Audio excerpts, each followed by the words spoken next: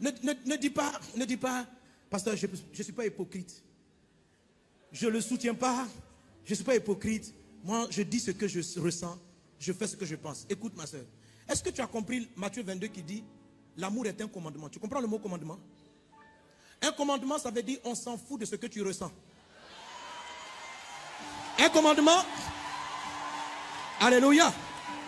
Un commandement, ça veut dire, on le fait. Un commandement, c'est une loi, c'est un ordre. Est-ce que l'ordre sollicite? On dit voici le premier commandement. Est-ce qu'on a dit voici le premier sentiment? Est-ce qu'on a dit voici la première sensation? On dit voici le premier.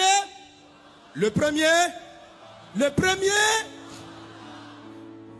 Il y a un commandement qui dit, quand tu conduis ta voiture, tu vas t'arrêter au feu tricolore, au feu rouge, quand il passe au rouge. Est-ce que quand tu arrives devant le feu rouge, tu dis je ne suis pas hypocrite? Je ne sens pas que je dois m'arrêter. Ce que je ressens, c'est que je dois passer. Et tu passes, le policier t'arrête. Tu dis, monsieur le policier, excusez, vous savez, moi je suis quelqu'un de sincère. Quand je suis arrivé au feu, je n'ai pas senti. Le feu là ne m'arrangeait pas. C'est la raison pour laquelle je ne me suis pas arrêté. Tu sais, monsieur le policier, je suis quelqu'un d'honnête. Je suis... si je n'ai pas envie de saluer une personne, je ne la salue pas. Tu vois, quand tu ne me plais pas, je ne peux pas faire semblant. On s'en fout. On ce qu'on te dit. Premier commandement, aime Dieu. Deuxième, aime. On ne te dit pas, ressens. On dit, aime. Est-ce que tu comprends? Ça veut dire quoi? Sois patient. Ça veut dire quoi? Pardonne tout. Ça veut dire quoi? Crois. Ah bon? Que je le veuille ou pas, oui, on s'en fout de tes sentiments. C'est en ce sens que tu crucifies ta chair, que tu crucifies ton âme. Crucifier la chair, c'est gérer, crucifier, l'amener à la croix par rapport au péché.